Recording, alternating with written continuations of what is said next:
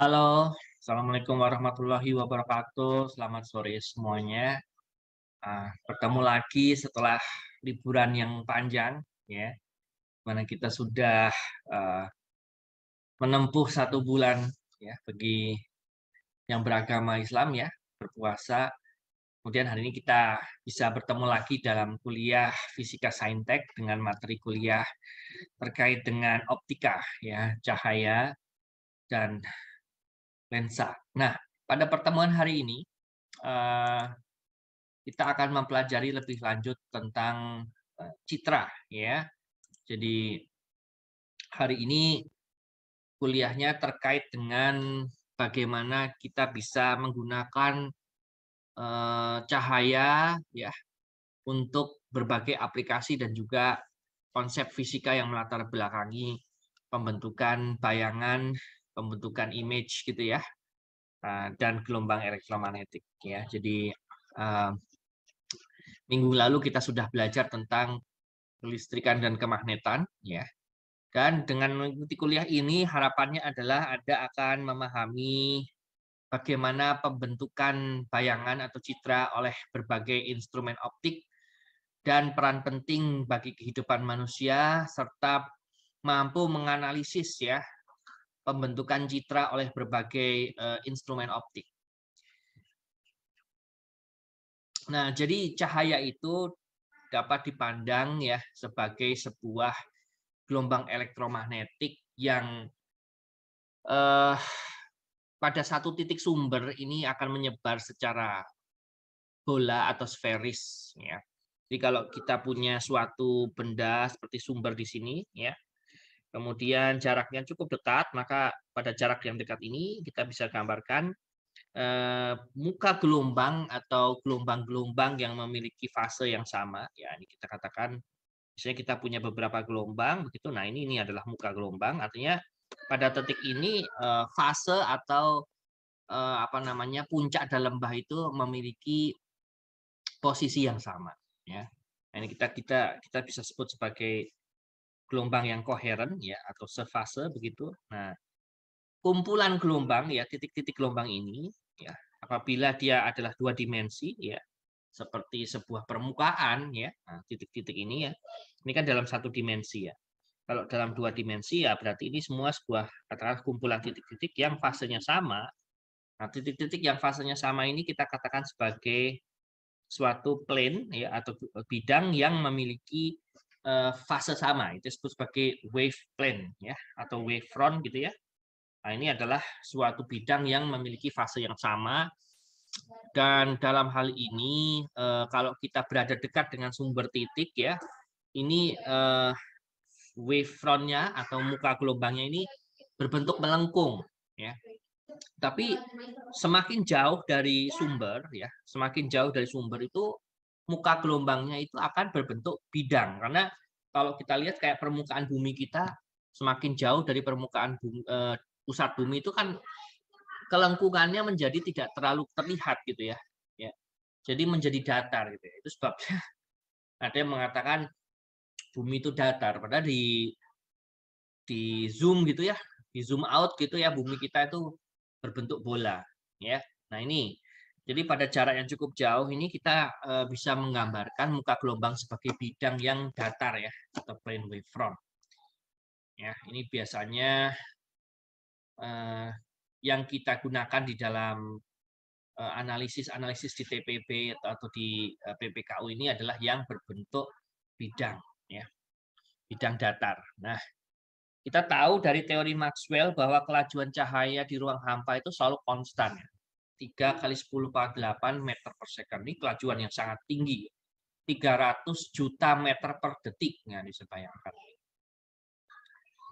Tetapi baru-baru ini ya, sebuah bintang yang mengitari black hole kita di Sagittarius A, mungkin ada beberapa yang sudah mendengar berita yang sangat seru ini ya, bahwa di pusat galaksi kita Bima Sakti itu telah mampu dideteksi sebuah black hole masif dengan kerapatan sekitar massa sekitar 4 juta kali massa matahari kita ya, yang merupakan black hole lokal ya karena dia ada di galaksi kita itu memiliki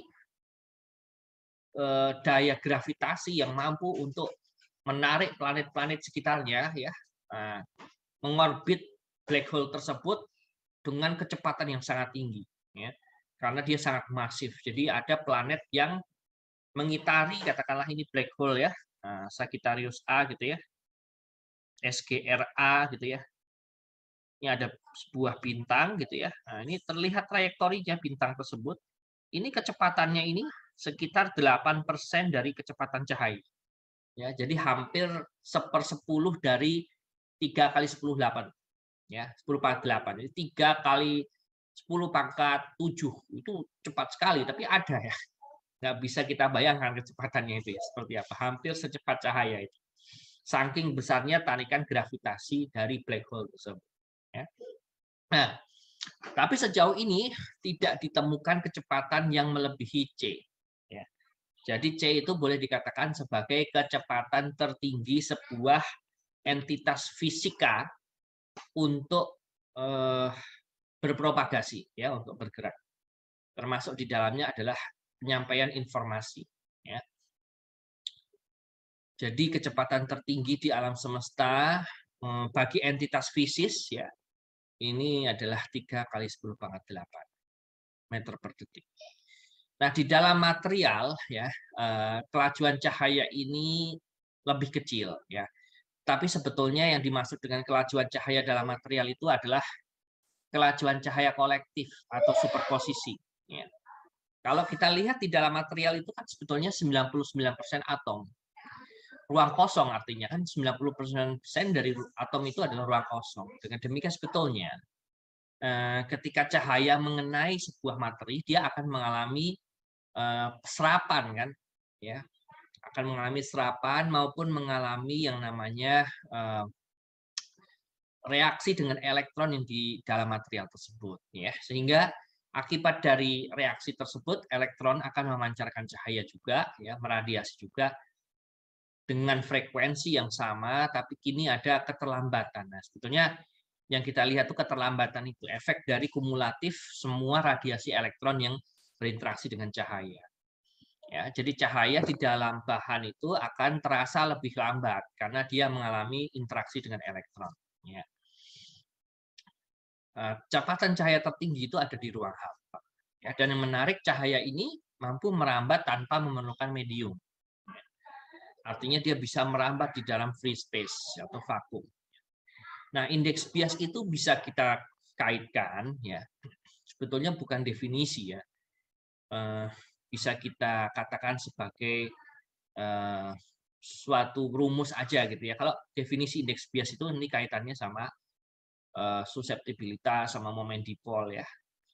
Tetapi kalau kita lihat hubungan antara kecepatan materi dibandingkan cahaya dalam materi dibandingkan cahaya di dalam vakum, ya, maka kecepatan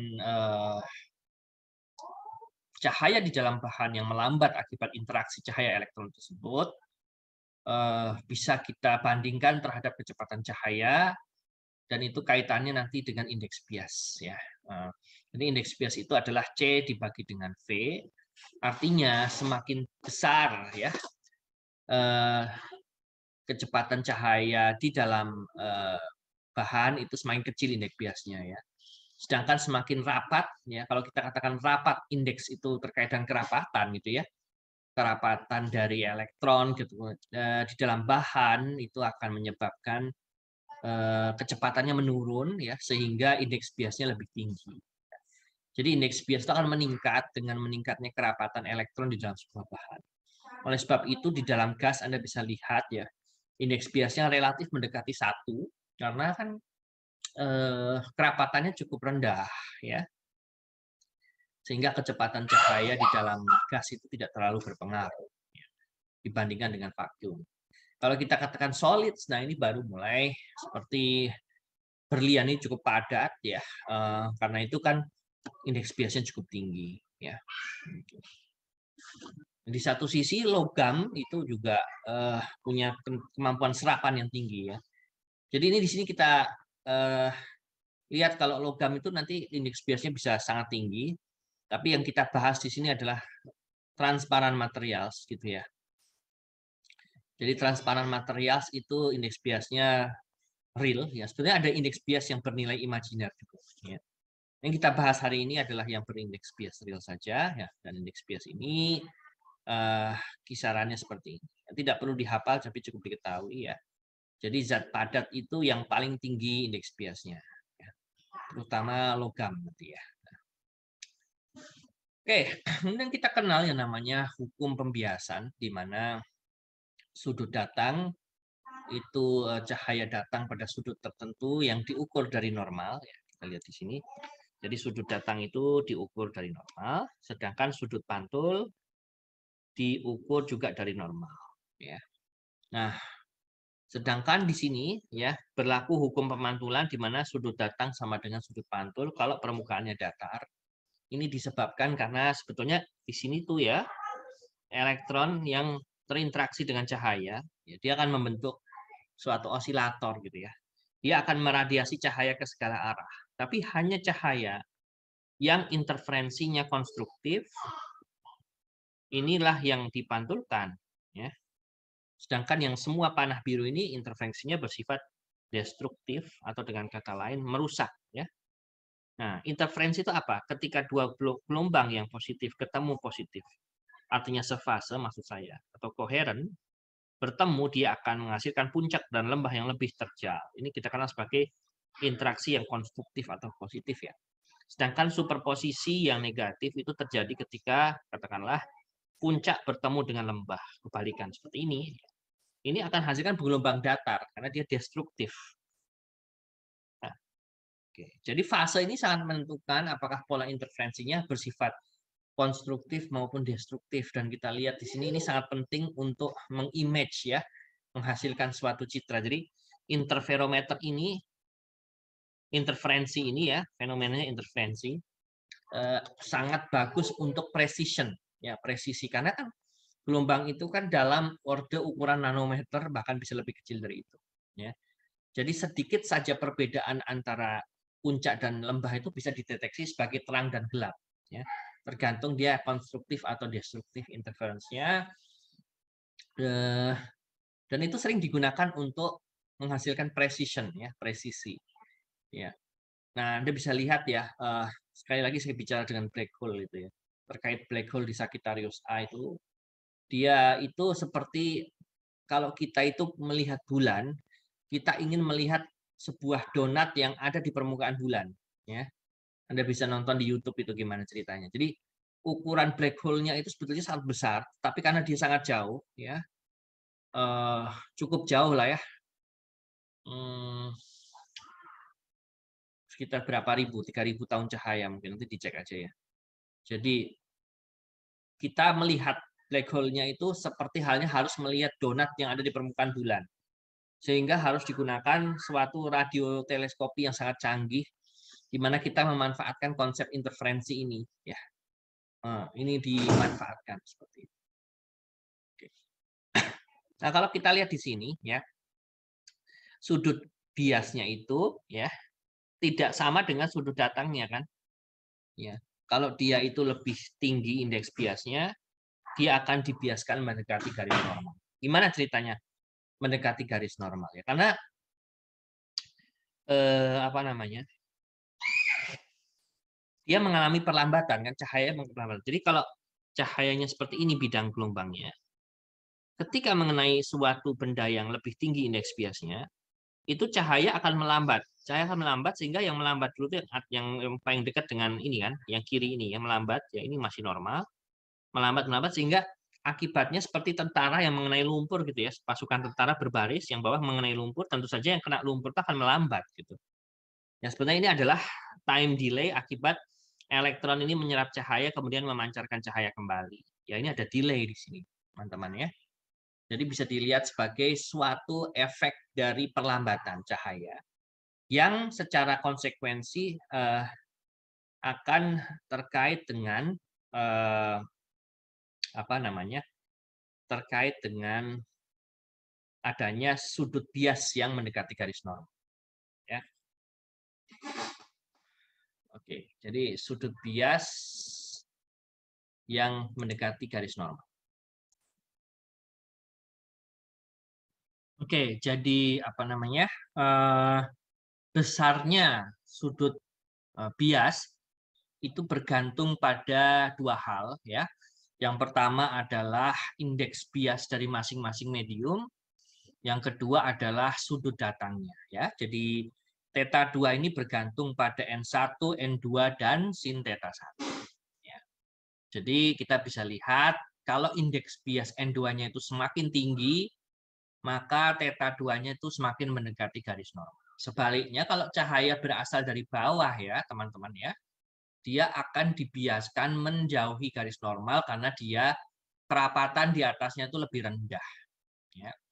Jadi seperti inilah rumusnya ya, N1 sin theta 1 sama dengan N2 sin theta 2. Ini sebetulnya sudah ditemukan beberapa ratus sebelum Will Snell ya, oleh Ibnu Sahal ya. Jadi sebetulnya ini namanya hukum Sahal-Snell ya. Ibnu Sahal itu ilmuwan Muslim ya di era keemasan Muslim dulu ya. Tapi dalam bahasa Arab ya, mungkin Snellius tidak membaca atau mungkin memplagiasi, saya nggak tahu ya. Tapi kita namakan saja biar adil hukum Sahal-Snell ya. Oke. Jadi pemantulan internal total itu bisa terjadi apabila cahaya itu bergerak dari medium yang rapat ke medium yang renggang. Ya, jadi teman-teman bisa melihat kalau mediumnya itu kan rumusnya itu kan N1 sin theta 1 sama dengan N2 sin theta 2 ya.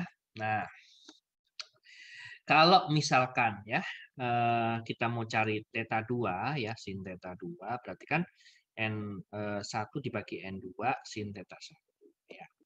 Sekarang ya, kalau misalnya N2 lebih kecil dari N1 ya, maka kan N1 dibagi N2 ini bisa lebih dari 1 ya kan? Akibatnya nilai ini bisa lebih dari 1 ya. Padahal kita tahu ya, yang namanya sinus itu kan antara gimana posisinya? Minus 1 sampai 1, betul nggak? Ya, nggak bisa lebih dari itu. Kalau kita bicara nilai sinus ya, sinus 90 itu kan 1, sinus 0 itu 0 ya. Jadi ada rentangnya. Nah, artinya apa? Artinya nilai theta itu kan jadi artinya apa? Artinya di sini ada sudut kritis kan, sudut di mana nilai ya dari sin theta 2 ini ya bernilai 90 derajat kan. Kalau dia bernilai 90 derajat, maka kan saya tuliskan lagi sin theta 1 sama dengan N2 per N1 sinus theta 2 ya. Nah, jadi kalau theta 2 itu ininya 90 derajat, itu kan maksimal kan ya. Berarti di sini ya kita punya tetanya sebagai theta kritis pada saat ini dia 90 derajat yaitu ini ya. Oke. Nah, ini kita kenal sebagai kondisi total internal reflection. Ya. Nah, kalau misalkan dia itu lebih besar ya daripada sudut kritisnya, maka yang terjadi adalah total internal reflection. Tapi kalau dia lebih kecil daripada sudut kritisnya, lebih kecil itu di daerah sini nih, lebih kecil, maka dia akan mengalami bocor, ya, loss begitu. Nah ini yang ingin dihindari dalam fiber optik. Jadi kita ingin menghindari supaya cahayanya loss keluar, ya. Nah, supaya itu kita harus mempertahankan supaya kabel fiber optiknya itu pembengkokannya tidak boleh sembarangan ini ya. Jadi kabel fiber optik itu nggak boleh diuntel-untel kayak kabel biasa. Karena nanti akan menghasilkan suatu pemantulan yang berada di bawah sudut kritis. Kalau hal ini terjadi ya, maka terjadi kebocoran dalam transmisi. Yang ini ingin kita hindari, tak? Ini yang ingin kita hindari. Oke, nah hukum pemantulan tadi saya katakan ya, sebetulnya di sini kan bisa memantul pada sembarang sudut, ya. Tetapi dia hanya memantul yang terlihat itu di konstruktif ya. Jadi interferensinya itu konstruktif. Karena di sini kan sebetulnya cahaya itu mengenai permukaan itu di dalam berbagai ini kan, berbagai titik, nggak cuma satu titik. Jadi ada banyak osilator di sini sebetulnya. Ya. Jadi di sini itu sebetulnya ada banyak osilator, banyak pemantul di sini. Nah, osilator itu yang menghasilkan pantulan ke segala arah, radiasi ke segala arah. Tapi yang interferensinya konstruktif hanya apabila sudut datang sama dengan sudut pantul. Lah, itu dah terjadinya alasan kenapa terjadinya hukum pemantulan. Nah, apabila permukaannya sekarang menjadi tidak rata, maka kita punya pemantulan difusi. Ya. Nah, ini contohnya di lantai ruang kuliah itu karena tidak rata, walaupun terlihat mulus gitu, tetapi permukaannya tidak rata itu dalam skala mikroskopis ya. Dan cahaya itu kan panjang gelombangnya nanometer, jadi pemantulannya difusi. Tapi kalau mengenai kaca, nah itu baru pemantulan spekular ya. Jadi kaca itu punya kehalusan yang luar biasa sehingga cahaya akan menghasilkan pemantulan yang spekular ya, yang artinya arahnya sama. Nah, sekarang bagaimana pembentukan bayangan? Kalau kita punya sebuah cermin yang datar, maka mudah saja ya kita bisa asumsikan cahaya itu sebagai dalam hal ini sebagai ray ya. Cahaya sebagai ray itu berkas. Berkas itu bergerak dengan lurus kalau kita bicara terkait dengan bumi ya. Medan gravitasi bumi itu cenderung metriknya itu datar ya. Kalau di teori Einstein itu kita tahu kalau masanya tinggi itu dia melengkungkan lintasannya karena ada kelengkungan ruang waktu. Ya. Jadi bukan kita ngomongin berada dekat black hole ya. Kalau berada dekat black hole itu kita harus memperhitungkan lintasan yang berbengkok. Gitu ya. Tapi karena kita bicara tentang gravitasi yang normal ya di bumi kita gitu ya. Nah, berarti kita bisa anggap bahwa cahaya itu sebagai berkas yang menjalan lurus. Oleh sebab itu konsekuensi dari pembentukan bayangannya ya, yang kita lihat itu kan cahaya itu dari mata, cahaya itu dari suatu benda akan diserap oleh mata. Ya. Nah, cahaya itu berasal dari suatu sumber, katakanlah matahari, mengenai suatu objek, ya, contohnya, salah ini. Katakanlah, ya, cahaya kan dari sini, mengenai suatu objek, ya, kemudian dia akan memantul, ya, dipantulkan lagi, gitu ya. Nah, jadi kalau misalnya ini adalah suatu cermin, ya, ini objeknya, kan? Cahaya mengenai objek tersebut akan seperti ini, kemudian ini di cahayanya dipantulkan kembali, seperti ini. Ya. Oke. Jadi bukan berarti mata kita memancarkan cahaya, tapi cahaya mengenai badan kita dulu, ya. Kemudian kita melihat pantulan-pantulannya. Ya.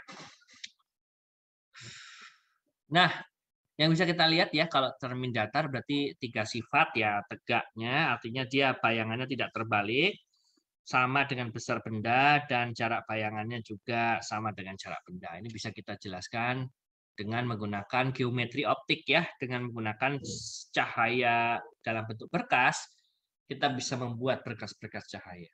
Ya. Nah, bayangannya ini maya.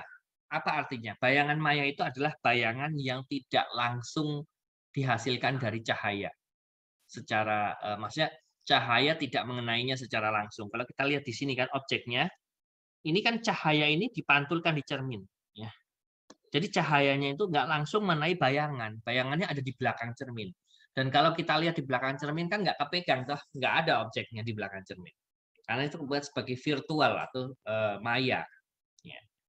Beda dengan lensa. Kalau lensa, contohnya kalau lensa, nanti kita belajar lensa, itu cahayanya nembus. Sehingga bayangan yang terbentuk katakanlah seperti ini ya. Kita punya lensa ya. Ya. Nah, jadi bayangan yang terbentuk itu nanti nah, seperti ini ya misalkan. Nah, ini bayangan ini cahayanya langsung berasal dari sumber. Ya. Langsung, nggak putus-putus. Nah, ini kan karena memantul di cermin, ini putus-putus nih. Ini putus-putus. Karena itu objeknya maya, karena tidak langsung berasal dari cahaya itu juga. Ya. Jadi cahayanya kan dipantulkan di cermin ini, dan di belakang cerminnya nggak ada objeknya. Ya. Makanya disebut sebagai seolah-olah di sini kan. Nah, ini kita sebut sebagai virtual image. Ya. Nah, kita lanjutkan. Kalau menggunakan geometrical optik dengan trigonometri dan sebagainya, maka kita akan memperoleh untuk cermin datar, DDO, objek, dan image ya. Ini image, ini objek. Ya, ini kita lihat ya. Apa namanya? Jarak objek sama dengan jarak image. Ya. Tingginya juga sama. Ini bisa dihitung dengan sudut dan seterusnya. Ya. Anda bisa membaca lebih jauh di buku Katnal nih ya. E-booknya kan bisa di-download. Nah, sekarang kalau cermin itu tidak datar gimana? Ya. Salah satu syaratnya tuh supaya bisa menganalisis ini pertama ya, kelengkungan cermin tidak boleh terlalu besar. Jadi kalau dia seperti ini ada yang namanya suatu daerah di mana dia masih valid. Ya, sedangkan kalau cahayanya kena sini, ini bisa ada abrasi atau penyimpangan ya. Karena ini abrasi sferis. Kalau dia kelengkungannya itu terlalu tinggi, dia nggak akan dipantulkan melalui titik fokus. Menyimpang dari titik fokus. Image-nya jadi blur. Oleh karena itu, radio teleskop itu dibuat supaya dia hanya menampilkan daerah yang ini saja. Nggak boleh teleskop itu bentuknya setengah baskom gitu. Karena cahaya di sini tidak akan dipantulkan melalui titik fokus. Ya, ada abrasi di sini, abrasi sferis namanya. Ya. Ya, jadi, nah kalau kita ngomongin permukaan dalam itu namanya cermin cekung. Kalau permukaan luar yang ini namanya cermin cembung. Ya, kalau bahasa Inggris namanya concave, ini convex. Kenapa cave? Ya, cave lebih gampang diingat. Cave itu kan artinya goa ya, gua gitu ya, gua. Gua itu kan melengkung begitu ya. Jadi kalau dia itu concave, dia itu cekung ya, seperti itu. Nah, apa yang dimaksud dengan sumbu utama ya? Sumbu utama itu garis lurus yang melalui pusat kelengkungan cermin. Pusat kelengkungan cermin itu ini boleh dikatakan sebagai titik pusat lingkaran. Ya, jadi kalau kita punya lingkaran, ini titik kelengkungan cerminnya. Ya. Dan setengah dari kelengkungan cermin itu adalah jaraknya dari sini, itu kita katakan sebagai titik fokus. Jadi titik fokus itu titik dia adalah sama dengan C/2. Ya. Setengah dari jarak kelengkungan cermin itu kita katakan sebagai titik fokus. Ya. Nah, ini bisa kelihatan di sini, jarak fokus itu setengah dari jari-jari kelengkungan. Ya. Nah, kalau tadi tuh, kalau terlalu jauh dari titik tengah sini, ya, maka dia tidak akan benar-benar sampai di fokus ya. Maka di sini nanti tidak fokus objeknya blur begitu ya. Nah, bagaimana sinar datang pada cermin cekung? Ya, kita sudah belajar di SMA ya dengan menggunakan garis-garis istimewa ya. Bahwa sinar datang yang sejajar sumbu utama itu dipantulkan ke titik fokus. Namanya juga titik fokus kan, titik pengumpulan. Ya, vokal, fokus itu pengumpulannya di situ. Mau lewat atas, mau lewat bawah, selama dia itu sejajar ya teman-teman ya, selama dia sejajar, pantulannya selalu kurang rapi ya. Selama dia dekat dengan sumbu utama, kelengkungannya ya, jadi dia itu akan selalu menembus titik fokus di sini ya, tepat di sini. Oke. Nah, abrasi optik tadi ya terjadi ya beberapa sifat ya.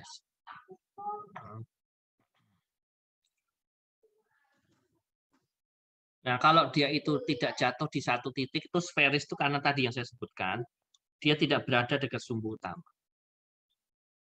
Sehingga disebut sebagai abrasi apa itu? Sferis, karena kan terkait dengan bola itu, ya. Nah, kalau cerminnya cekung tadi, ya beberapa sifat sinar istimewa, ya. Nah, jadi sinar istimewa pada cermin cekung itu ada 3. Ya. Kalau datang sejajar sumbu utama, dia akan dipantulkan ke titik fokus. Ya. Jadi ini sangat penting kalau Anda mau merancang atau belajar radioteleskopi, belajar tentang pembentukan kamera, bayangan pada kamera. Gitu. Itu sangat penting untuk memahami ini, sinar-sinar istimewa ini. Ya, nah, kalau misalnya dia itu datang dari titik fokus, dipantulkan sejajar sumbu utama. Kalau melalui pusat kelengkungan akan dipantulkan kembali ke jalan semu. Kembali ke jalan semu. Kembali ke pusat kelengkungan lagi. Ya. Seperti itu. Nah, pembentukan bayangannya bisa digunakan 3 sifat istimewa tadi, ya, di mana bayangan itu terbentuk ketika dia berpotongan. Ya. Ini harus banyak latihan, ya. Nah, ini kalau cermin cekung, jika bendanya berada di depan pusat kelengkungan, bayangannya adalah nyata. Kenapa nyata? Karena dia langsung dihasilkan dari titik di mana dia objeknya itu berasal, tanpa ada di belakang layar. Jadi bayangannya benar-benar bisa ditangkap oleh layar. Anda bisa pegang bayangannya. Bayangannya maksudnya bisa Anda taruh tangan itu kebaca bayangannya. Ya. Kalau maya itu bayangannya nggak bisa ditangkap. Ya. Hanya bisa dilihat. Karena itu kan semu. Ya. Ingat, kalau nyata bisa ditangkap. Misalnya ditangkap tangan gitu bisa. Nanti di sini ada bayangannya. Dengan bolpen saya itu bisa ditangkap. Ya. Ya. Kalau sekarang objeknya itu ada di belakang kelengkungan, maka dia, kalau ini nyata terbalik diperbesar, ya, nyata terbalik diperbesar. Kalau ini sama, tapi nyata terbalik diperkecil. Ini kalau objeknya di belakang kelengkungan. Makanya cermin cembung itu bisa digunakan untuk rias, ya, karena dia akan memperbesar objek, walaupun jangkauannya menjadi lebih memperbesar bayangannya lebih besar, ya. Jadi harus dekat, ya, kalau cermin rias itu, ya. Nah, sekarang kalau misalkan, nah ini tadi bendanya, ya ini cermin rias nih. Bendanya ada di depan fokus. Maka bayangannya maya, tegak, diperbesar. Nah, ini, ya. Jadi ingin dihasilkan untuk cermin dandan itu, ya, cermin apa? Cermin rias itu supaya bayangannya itu maya, tegak, diperbesar. Ya. Syaratnya bayangan kita, benda itu harus berada di di depan cermin, di depan titik fokus. Ya. Nah, sekarang kalau cermin cembung, ya seperti ini, ya. Jadi seolah-olah berasal dari fokus, ya. Nah, seperti ini, ya. Ya kan? Nah, Anda bisa lihat di sini kan jangkauannya lebih besar ini, ya. Jangkauannya lebih besar. Sehingga cermin cembung itu biasa digunakan untuk sebagai anti maling di toko-toko, ya. Jadi dipasang kelihatan tuh seluruh tokonya tuh orangnya tuh ngapain di cermin itu. Ya. Ya. Kita lihat berbagai contoh di sini bayangan pada cermin cembung. Objeknya ada di depan. Nah, sama kayak tadi, cuman bedanya maya tegaknya itu diperkecil. Ya. Maya tegak diperkecil. Jadi kalau dia maya tegak diperkecil, kelihatannya lebih kecil dia bayangannya, tetapi jangkauannya lebih luas. Contohnya itu pesawatnya muat tuh di sini nih, ya. Walaupun cerminnya itu seperti itu, tapi dia orang ini bisa melihat secara lebih. Maksudnya bayangan dari pesawat itu kelihatan semuanya karena tadi dia, ya, bersifat divergen, kan, menyebar gitu, ya. Nah, ini 3 sinar istimewanya. Jadi kalau di kuliah yang ini tuh harus banyak latihan, ya. Banyak coret-coret dengan latihan soalnya nanti, ya. Dari sinar yang datang sejajar sumbu utama ini akan dipantulkan seolah-olah dari titik fokus. Ya. Kemudian sinar datang menuju titik fokus dipantulkan sejajar sumbu utama. Ya. Oke, jadi kalau ini kebaliknya, kondisinya seperti ini, ya, cahayanya menuju titik fokus, dia akan dipantulkan sejajar sumbu utama. Ya. sinar datang menuju titik pusat kelangkaan cermin dipantulkan kembali ke jalan semula ya, kayak tadi ya. Jadi kalau yang ke arah C kembali ke arah sini. Gambar sorry saya nggak terlalu rapi kalau gitu ya. Tapi Anda tahu kan maksudnya ya. Nah, ini persamaan. Kalau kita mau tahu pembesarannya, kita menggunakan rumus ini ya, di mana HI adalah jarak tinggi bayangan, HO itu tinggi objek, DI adalah jarak image, jarak bayangan, DO adalah jarak objek. Minus itu tandanya apa? Tandanya terbalik ya. Atau arahnya berlawanan. Ya, seperti ini. Nah, ini rumus yang sudah Anda pelajari mungkin dari SMP juga sudah. Ya. Nah, banyak latihan di sini. Ya. Seper F sama dengan seperti O plus seperti I. Nggak usah diturunkan rumusnya ini. Ya. Penurunannya di geometri. Nah, ini yang paling suka Anda tuh kalau kurang latihan tuh suka lupa ini ya. Jadi konversi kita ya, perjanjian kita. F0 itu fokusnya tuh positif kalau cerminnya cekung ya. Kenapa? Kalau cerminnya cekung Anda ingat fokusnya ada di arah cahaya datang ya, di satu area sini ya, area 1, ini area 2. Fokusnya ada di sini ya. Berarti untuk kasus yang seperti ini ya. Jadi untuk kasus yang seperti ini itu fokusnya positif kalau cerminnya cekung karena dia datang arah cahaya datang dan arah fokusnya itu sama.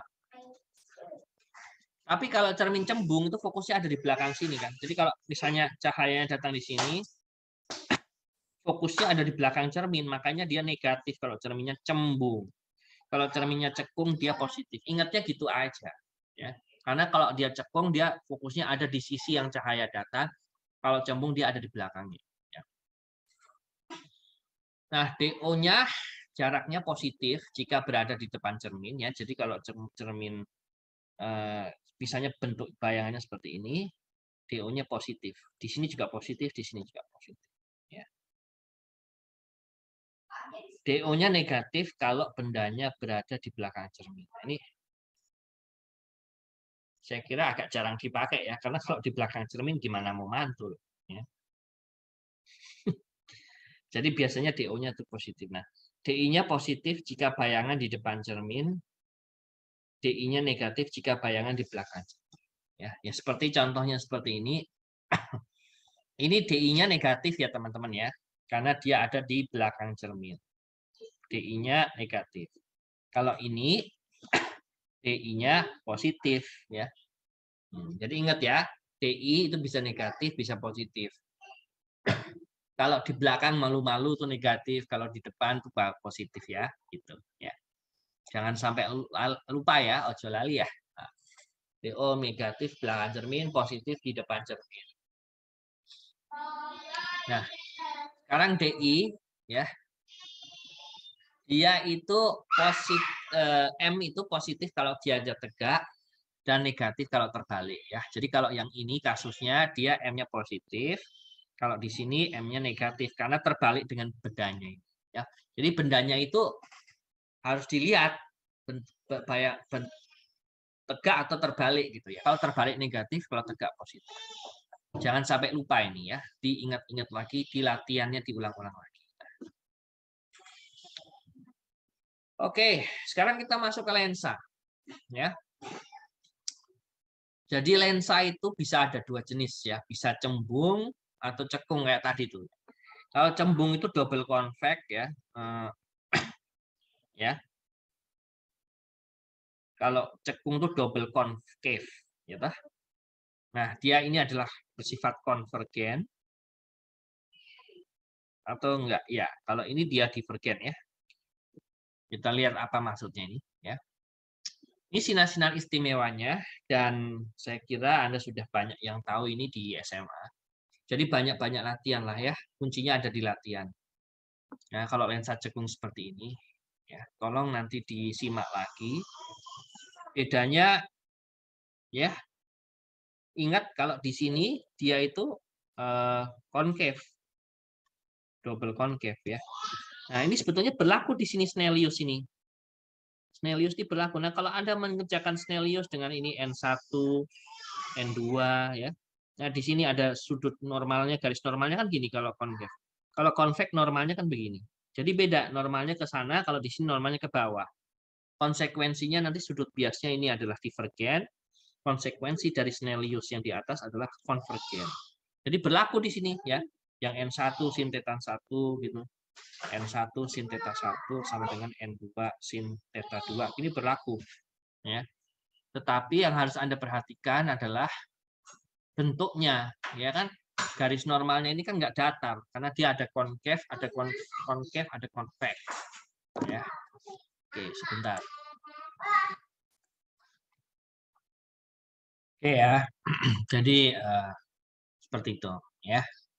Nah, sekarang bagaimana pembentukan bayangan pada lensa positif? Ini sebetulnya cara kerja mata kita dan kamera itu mirip ya. Nah, kita punya sebuah objek yang berada tentu saja di depan lensa ya, di tempat cahaya itu kan cahaya itu ada di sini kan. Cahaya itu ada di sini ya. Jadi tentu saja objek ini kan ya, dia akan sebetulnya ada banyak kan, banyak sinar ke segala arah. Cuman yang kita lihat yang istimewanya, ya kan? Nah, kita lihat di sini ya, fokus ke titik tengah sini akan seolah-olah berasal dari itu. Jadi bayangan yang terbentuk adalah nyata karena langsung berasal dari sumber, ya tidak ada putus-putus. Kemudian ya ini tempat kita mendeteksi bayangannya. Ya. Jadi di sini kita melihatnya sebagai nyata terbalik diperkecil ya. Jadi bayangan yang ada di retina mata kita di belakang itu terbalik. Jadi kalau depannya itu objeknya itu lurus, di mata kita dia terbalik. Makanya otak kita itu hebat, dia mengkonversi bayangan yang terbalik itu menjadi tegak. Itu ada proses di otak itu ya namanya reversal ya. Nah, jadi kalau di bioskop di sinema itu sebetulnya yang kita lihat di layar itu adalah bayangannya asalnya itu terbalik ya, kemudian dibalikkan lagi. Ya. Jadi sebetulnya rollingnya itu yang mesin di belakang itu kebalik. Nah, sengaja dibalik supaya kita nontonnya jadi tegak gitu itu. Pinter-pinter orang ngetrik aja ya. Nah, seperti itu ya. Nah, berarti kalau nanti kita lihat di konversinya ini DI-nya berarti ya jaraknya. Ini DO-nya ya. Ini HI-nya, ini HO-nya ya tah? Seperti itu. Nah, DI-nya positif negatif nanti lihat konversinya ya. Oke. Jadi kalau di proyektor Anda bisa ngelihat ya. Nah, ini yang tadi saya sebutkan yang di bioskop itu ya. Objeknya itu dibalik malah justru ya. Jadi kalau di sini objeknya itu film yang hasil dari fotografi itu kan filmnya gini toh. Roll namanya juga roll ya. A B C D itu kan muter gitu kan. Nah, pada saat muter itu sebetulnya dia objeknya tuh upside down ya. Filmnya itu dibalik supaya di layar dia kelihatannya tegak gitu ya. Ya, ini tetap aja nyata terbalik, tapi kalau ini diperbesar. Nyata terbalik, tapi karena objeknya sudah dibalik, jadi kalau ada penonton di sini lihatnya tegak gitu ya. Triknya begitu. Ya. Nah, syaratnya supaya dia bayangannya adalah diperbesar, dia harus objeknya berada di antara kelengkungan dan titik fokus. Jadi jaraknya ini harus berada di antara fokus dan C-nya, jari-jari kelengkungan. Nah, itu triknya ya. Makanya kalau kita belajar fisika itu kita bisa tahu yang kayak gini. Penting gini ya. Kalau kita mau bekerja di dalam dunia kamera perfilman gitu ya. Terutama kalau yang di bagian teknisnya dah. Ya. Nah, kalau kaca pembesar itu gimana cara kerjanya ya. Ini juga pakai double convex ini ya. Jadi objeknya harus ada di depan titik fokus. Kalau yang tadi kan kalau objeknya ada di sini bayangannya kan. Nah, tapi kalau objeknya di depan titik fokus, maka bayangannya justru ada di belakang ini, di sini. Jadi maya dia. Karena yang sebetulnya terjadi adalah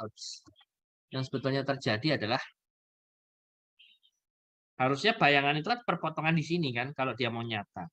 Tapi dia tidak, dia di sini, dia seolah-olah putus-putus, dia nggak benar-benar berasal dari sini kan, yang nggak kena garis merah ini. Jadi dia maya dia, ya. Tegak ya, diperbesar. Nah ini cara kerja dari apa? Dari loop. Karena dia adalah konvergen, loop juga bisa dipakai untuk mengumpulkan cahaya matahari ke satu titik dan menghasilkan yang namanya api di sini. Ya, ya lensanya adalah konvergen. Nah, kalau dia adalah lensa double concave atau negatif, ya, maka kita lihat di sini ya, bayangannya kalau objeknya berada di belakang fokus, maka bayangannya adalah virtual, ya. Karena dia itu tidak langsung berasal dari dua titik, dia tidak pernah berpotongan nih, tidak berpotongan.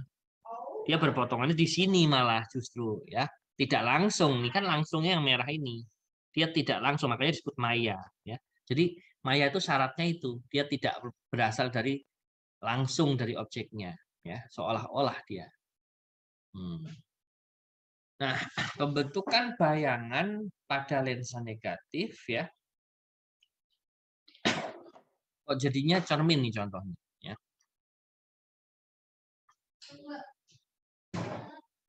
Kalau dia adalah cermin cekung, ini kalau ini kayaknya ada kesalahan di sini ya. Ini kan kita ngomongin lensa ya. Tapi ini contohnya cermin ya tadi ya.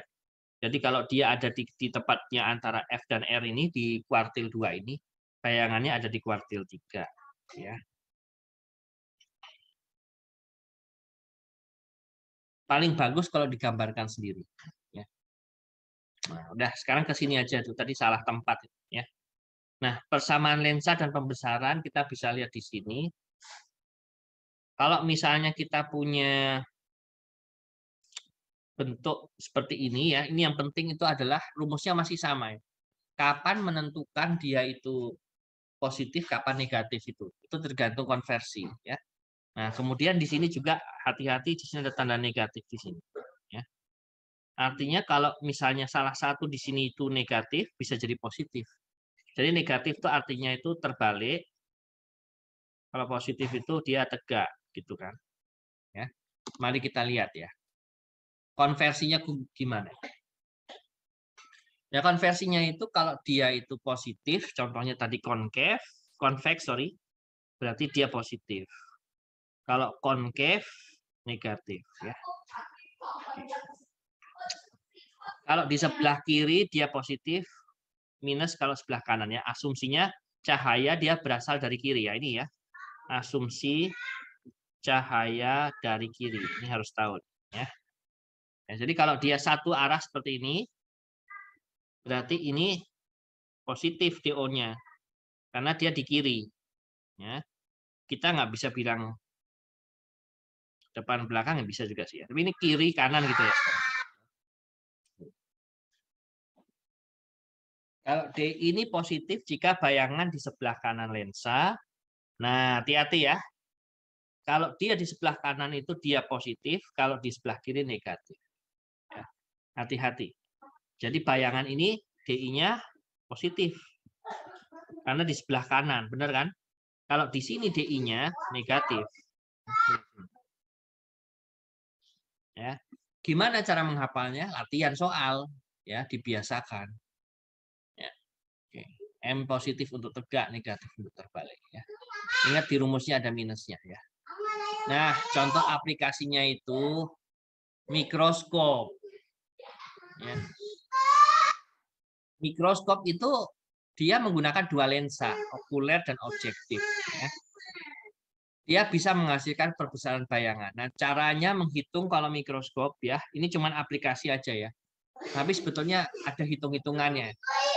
Jadi kalau mikroskop itu intinya adalah bayangan dari lensa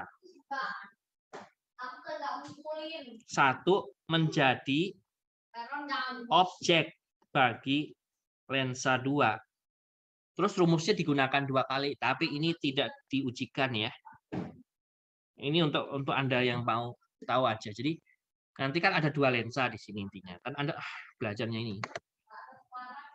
Ini nggak dibahas di sini, ya cuma pengayaan. Jadi nanti kalau di sini adalah objeknya, nanti di sini ada bayangannya. Bayangan ini akan menjadi objek bagi lensa kedua, gitu intinya. Jadi ini buat lensa kedua ini DO, ini DI. Ya, ini lensa pertama dia DI, buat lensa kedua dia kembali menjadi objek bagi lensa kedua, dan nanti bayangan akhirnya adalah terbalik diperbesar. Ya, pembesarannya rumusnya, nah itu bisa dilihat di buku nanti. Tapi intinya begitu cara kerjanya. Ya, aplikasi lain untuk teleskop. Ya. Nah, ini yang menarik kalau kita itu lihat yang tadi black hole itu tadi ya. Untuk bisa melihat black hole dengan resolusinya ini, dia bergantung pada panjang gelombangnya, kemudian bergantung pada diameter dari si teleskopnya itu. Nah, saking jauhnya objek tersebut, ya, agar kita bisa menangkapnya, kalau kita perkecil panjang gelombangnya, itu resolusinya makin bagus. Tapi akibatnya, kita kan tahu di sini banyak debu-debu ya. Banyak objek penghalang yang membuat kita nggak bisa menembus. Sehingga belum lagi atmosfer bumi. Ini bumi, di sini ada atmosfernya. Yang menghalangi. Jadi panjang gelombangnya itu nggak boleh terlalu rendah juga. Nah, satu-satu cara adalah memperbesar diameter teleskopnya. Nah, teleskop yang bisa mengimage black hole di Sagittarius A itu setelah dihitung membutuhkan teleskop dengan diameter dari kutub utara sampai selatan. Teleskop yang seukuran bumi. Nggak mungkin kan? Tapi orang itu nggak kalah akal. Jadi mereka menggunakan satelit network.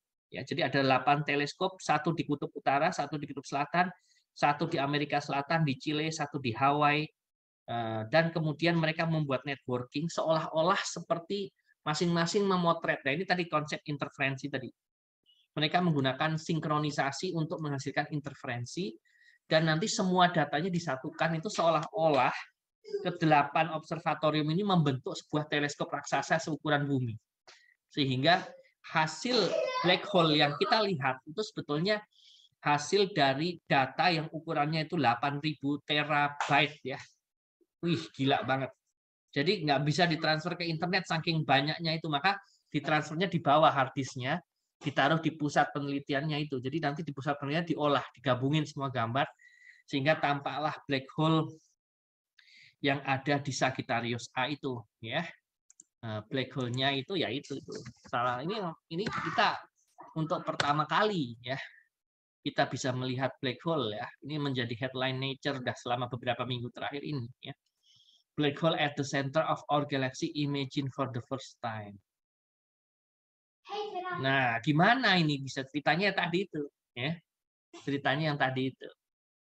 Nanti kita lihat lagi lah ya.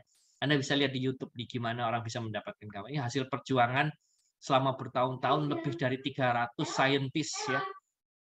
Dengan data lebih dari 8.000 terabyte. Ya. Gila ini ya. Dan kenapa dia begitu penting? Karena ini adalah pusat massa yang membuat galaksi Bima Sakti kita semua bisa mengorbit. Matahari kita itu adalah pusat tata surya kita, tetapi dia sendiri matahari itu juga mengorbit si black hole ini. Ya, jadi ini adalah massive object ya, 4 juta ukuran matahari. Jadi 4 matahari digabungin 4 juta massanya baru sama dengan black hole. Dan yang kita lihat bukan black hole-nya, karena black hole itu kan nggak bisa dilihat. Semua cahaya akan diserap sepanjang jari-jari Schwarzschild-nya ini. Ya. Jadi yang kita lihat di sini sebetulnya adalah bayangannya. Black hole-nya sendiri ukurannya mungkin segini. Ya, ini namanya diameter Schwarzschild. Yang kita lihat tuh cahaya yang berasal dari sini, kemudian cahayanya itu kalau dia kurang dari 1,6 Schwarzschild radius, dia akan jatuh ke dalam black hole. Jatuh ke dalam black hole, dia tidak muncul lagi. Tapi cahaya yang di sini, yang di atas 1,6 jari-jari Schwarzschild itu, dia akan terbelokkan, tapi dia bisa lolos. Dan itu yang kita lihat. Maka bentuknya seperti ini. Dan bentuknya ini berubah-ubah, karena dia adalah black hole kecil sebetulnya. Walaupun sangat masif, tapi relatif termasuk black hole yang nggak gede-gede amat. Gitu ya. dibandingkan black hole pertama yang ukurannya 1000 kali lebih besar ya di galaksi lain. Galaksi M87. Ya. Nah, ini ya. Jadi dengan belajar fisika itu orang sampai bisa mengimage black hole yang jaraknya dari bumi itu sekitar 3000 tahun cahaya, bisa dicek lagi. Ya. Nah, ini sungguh luar biasa ya. Nanti kita bisa nonton bersama itu. Di YouTube coba cari ya. Imaging the Black Hole itu ada ceritanya dan sangat menarik. Ya. Oke, ya ini prinsip-prinsip seperti ini nih, teleskop dan sebagainya. Ini asalnya dari belajar-belajar seperti ini. Teleskop sendiri terdiri dari sebuah lensa dan sebuah cermin. Ya. Ada dua cermin ya, ada cermin datar dan cermin utama. Oke, jadi ada lensa okuler, ya, lensa objektif, kemudian ada cermin utama dan cermin cekung. Ini bisa dibaca sendiri. Jadi tujuan ini nanti bisa menangkap cahaya itu dari objek yang sangat jauh. Jadi kemampuan manusia itu sekarang sudah bisa seperti membuat teleskop dengan jari-jari bumi. Ini luar biasa. Ya. Sampai bisa memfoto black hole, itu ibarat Anda memfoto tadi ya donat yang ada di permukaan bulan. Itu bisa difoto, coba gila nggak donat? Ya. Saking hebatnya kita bisa membuat teleskop. Nah, aplikasi optiknya, contohnya ini kan kacamata kan. Nah, tadi lensa cembung itu fungsinya apa? Untuk memfokuskan ya, mengconverge. Jadi kalau titik bayangannya itu bayangan kita itu berada di belakang retina, berarti kita harus pakai lensa positif. Itu udah tua berarti ya. Kalau minus itu biasanya kita yang sering hanya melihat jarak dekat, itu mata kita cenderung akan menghasilkan bayangan di depan retina. Ya. Makanya harus menggunakan lensa cembung karena dia mengkonvergen. Konvergen itu memperpanjang ini ya. Jadi kan cahaya di sini,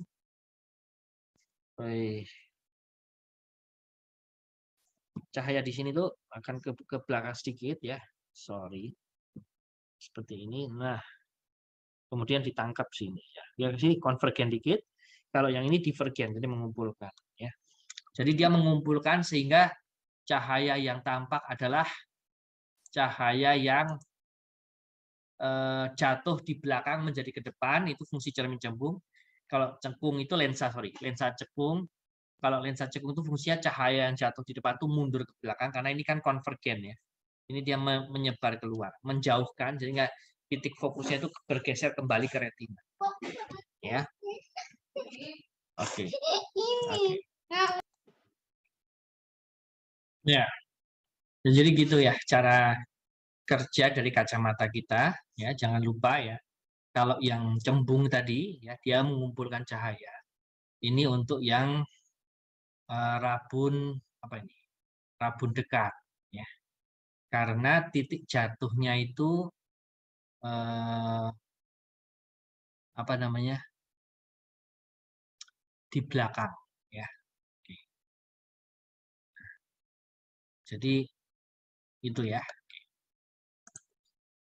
Nah, kalau di bidang fisika terutama imaging itu ya kita sekarang sudah bisa buat mikroskop dengan resolusi yang 0,1 nano. Jadi dengan menggunakan elektron sebagai sumber ininya ya. Sumber cahayanya. Nah, kan elektron itu dia bisa menghasilkan panjang gelombang yang ukurannya itu di skala nanometer. Kalau cahaya tampak itu paling kecil 100 nanometer. Jadi salah satu penemuan terbesar itu adalah elektron yang merupakan partikel itu bisa kita perilakukan seperti cahaya. Itu salah satu penemuan dalam teori kuantum. Ya. Nah, jadi dalam teori kuantum itu partikel itu bisa memiliki sifat gelombang. Nah, gelombangnya itu bisa kita manfaatkan untuk imaging atau untuk membuat sebuah citra yang resolusinya sangat tinggi. Anda bisa cari di Google ya contoh-contoh dari mikroskop elektron ya, citranya ya itu tajam sekali walaupun tidak berwarna. Karena warna itu kan hanya ada di cahaya tampak. Begitu juga yang black hole ya. itu juga dia pakai warnanya warna inframerah ya, bukan warna aslinya seperti itu. Ya. Oke. Nah, kalau scanning elektron mikroskop ya dia biasanya digunakan untuk melihat apa namanya permukaan ya atau struktur jasad remik secara 3 dimensi. Ya. Anda bisa baca lebih jauh lagi. Yang jelas kedua mikroskop ini, elektron ini ya, dia memiliki resolusi yang sangat tinggi karena dia memanfaatkan panjang gelombang dari elektron. Oke.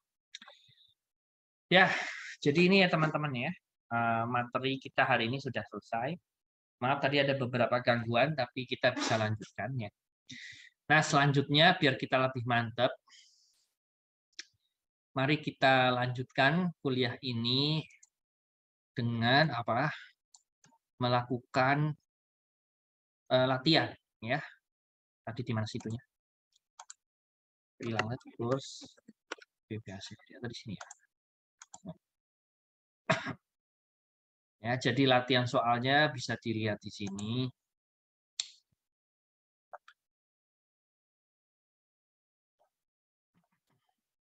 Ya, jadi kita lihat di sini. Panjang sudah.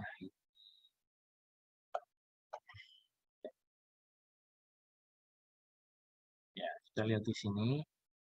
Latihan soal ya. Kita downloadnya. Kemudian kita buka ya.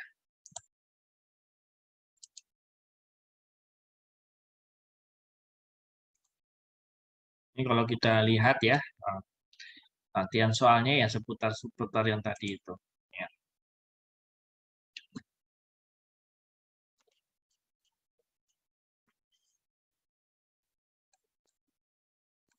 Ya, jadi kalau kita lihat di sini, contohnya sudah ada, pembahasannya sudah ada ya.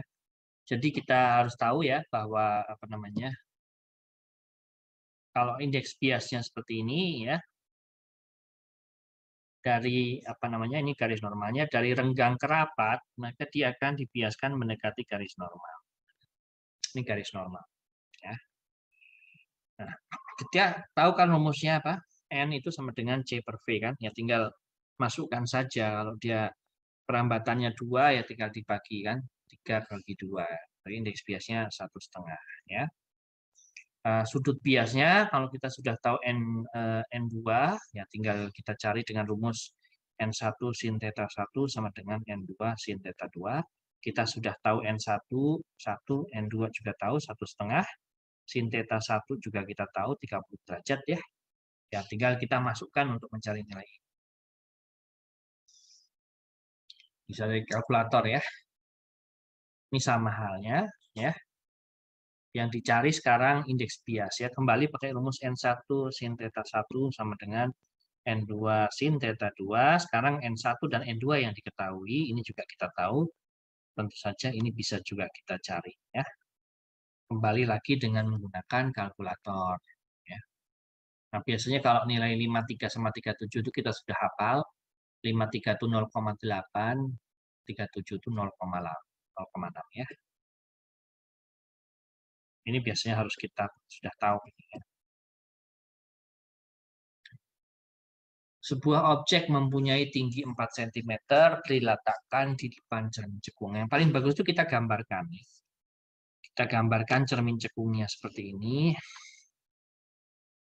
Diletakkan 8 cm. Ya. Oke. Kalau jari-jari kelengkungannya 12, fokusnya 6 ya, gitu dah. Berarti dia ada di sini objeknya. Kata titik fokus ini C kelengkungan.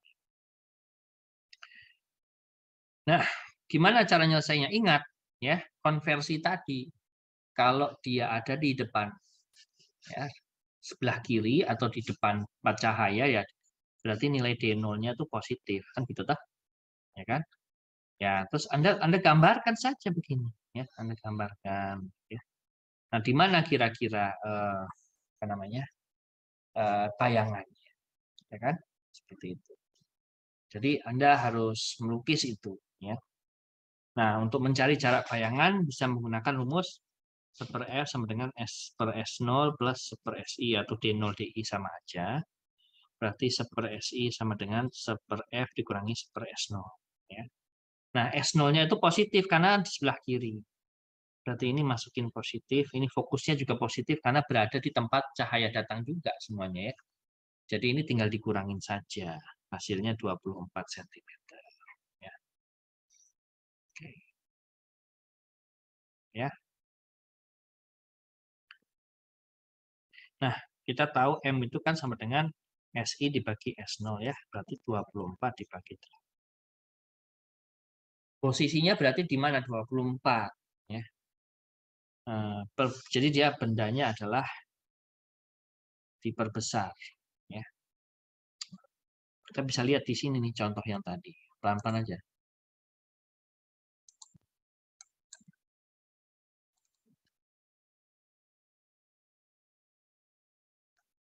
Lihat di sini yang tadi tuh.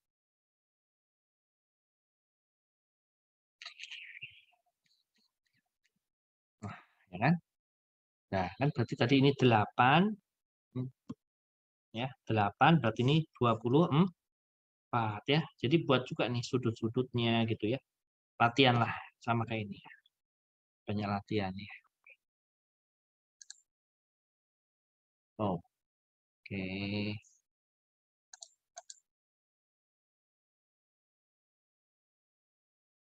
Oke. Nah, sekarang yang ini.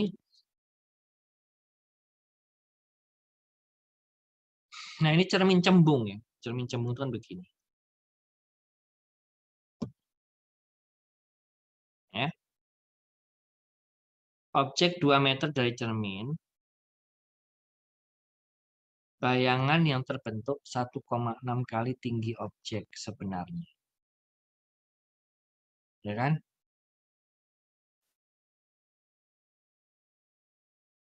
Nah, fokusnya kan di sini.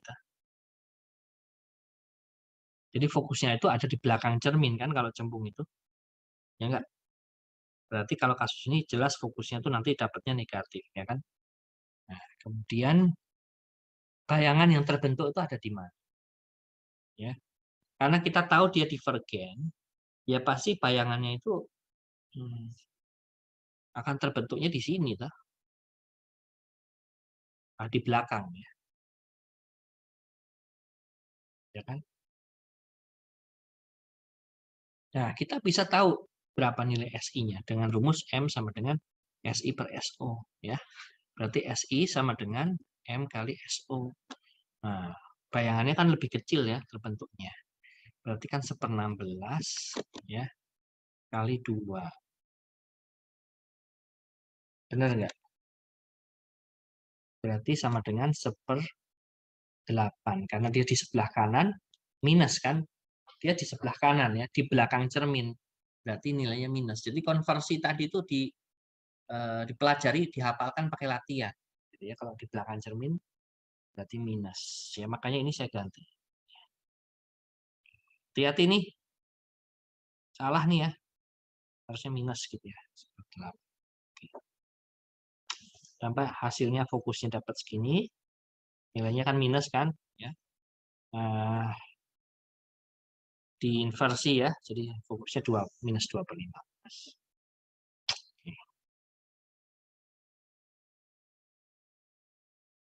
Ya, ini maya ya. Oh, sorry. Jadi minus itu karena dia maya. Ya. Nah, sekarang lensa cembung ya. Gambarin ini. Jarak fokus 40 cm ya. Saja. Cembung ingat, lensa positif berarti fokusnya positif ya. Tingginya M-nya itu 0,12. Diletakkan 60 cm. Berarti di sini posisinya dari cermin cembung. Ya. Total 60 cm. Gitu aja. Tinggi bayangan benda adalah ya. Saya salah. Ini lensa cekung ya, harusnya cembung. Ya.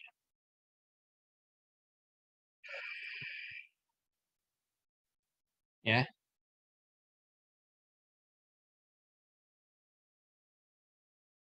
Yang ini tingginya 12 cm. Ya, kita kan bisa melihat M itu sama dengan SI per SO. Ya. Kalau yang kita punya itu kan SO. Ya. Berarti kita cari SI sama dengan M kali SO. Benar kan? Jadi M-nya tadi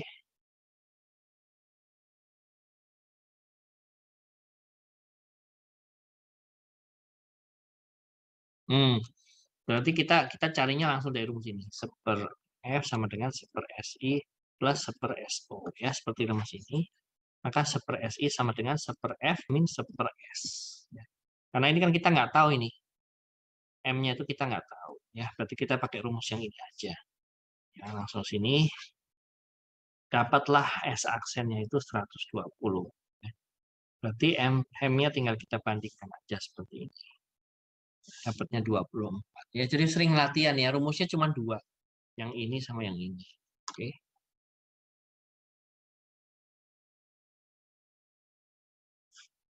Nah, ya. Cermin cekung nih banyak latihan. Kalau dia ada di belakang jari-jari kelengkungan, ya, dia ada di sini. Makanya saya sering mengatakan nih 1, 2, 3, ini 4 gitu ya biasanya. Kalau dijumlahin tuh harus 5. Jadi kalau dia ada di sini, ini kuadran 2, ya, tambah berapa supaya 5? Berarti kuadran 3 kan? Berarti dia harus ada di sini. Tapi kalau dia ada di sini, berarti bayangannya ada di sini 4. Gitu loh. Ya. Oke. Jadi seperti itu hitung-hitungannya. Jumlah dari semua kuadran itu harus 5. Itu cara cepatnya. Maka jawabannya ini adalah nyata terbalik diperkecil.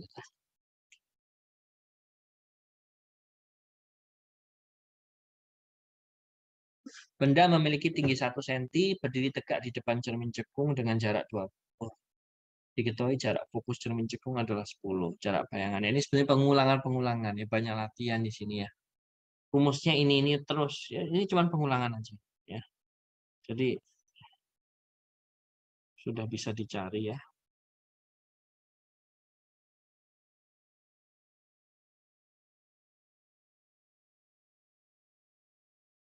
Tadi kan sudut kritis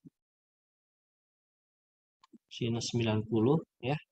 Berarti yang dicari adalah sinus theta 1 sama dengan N2 per N1 kali 1 ya. Maka theta 1 sama arcus. Nah, N2 berapa? Kaca ke S ya. N2 itu berarti adalah S 1,3 dibagi 1. Ya.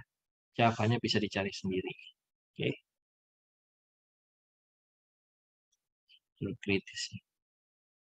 Ini sudut kritis syaratnya sinusnya 90. Nah, diketahui indeks bias air sebab sinar datang dari dalam air ke permukaan. Berarti dia dari yang rapat ke renggang ya. Sudut datang 53. Ya, maka berkas sinar tersebut ya kita lihat kalau dia itu dari padat ke renggang, dia akan dibiaskan seluruhnya atau enggak. Itu harus dilihat sudut kritisnya dulu ya. Kita lihat di sini sudut kritisnya itu bisa dicari itu adalah 0,75 ya.